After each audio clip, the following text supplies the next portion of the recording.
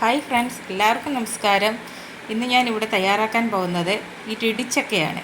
കയ്യിൽ കറ വരലാതെ എങ്ങനെ ഇടിച്ചക്ക ഉണ്ടാക്കാം എന്നതാണ് ഇവിടെ കാണിക്കാൻ പോകുന്നത്. നമ്മൾക്ക് ചക്കയൊന്ന് കഴുകിയൊന്ന് വൃത്തിയാക്കാം. അതിനുശേഷം ഒരു കുക്കറിൽ എടുത്ത് വയ്ക്കുക. എടുത്ത് വെച്ചതിന് ശേഷം ഒരു ഗ്ലാസ് വെള്ളം ഒഴിച്ചു കൊടുക്കുക. കുക്കർ മൂടി വെച്ചിട്ട് വിസിലും വയ്ക്കുക. അതിനുശേഷം 5 വിസിൽ അടുപ്പിക്കുക.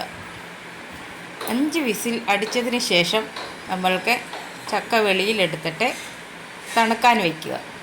ഇപ്പോൾ ഇത് തണുത്തിട്ടില്ല.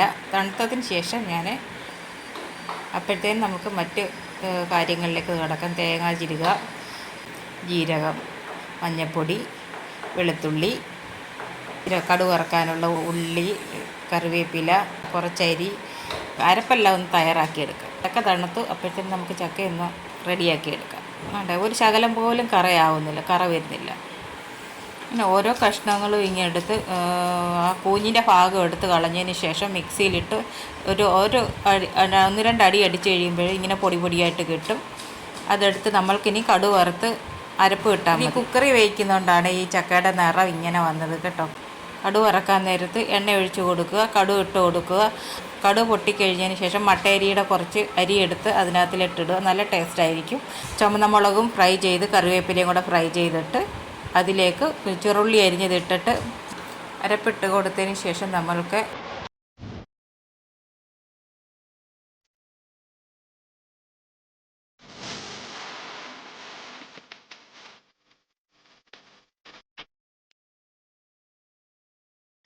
മഞ്ഞൾപ്പൊടി കൂടി ഇട്ട് കൊടുക്കുകയാണ്. മഞ്ഞൾപ്പൊടി കുറഞ്ഞു പോയായിരുന്നു. ചക്ക കൊത്തിപ്പൊടിച്ചൂടെ ഇട്ട് കൊടുക്കാം. നല്ല ടേസ്റ്റാണ് കഴിക്കാൻ.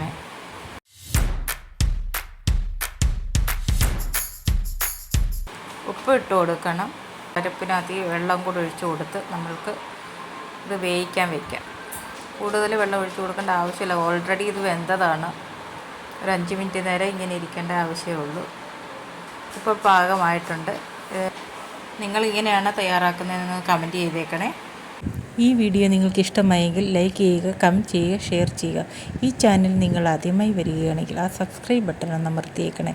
അടുത്ത് കാണുന്ന ബെൽ ബട്ടൺ കൂടി ഒന്ന് അമർത്തിയേക്കണേ. Thank you.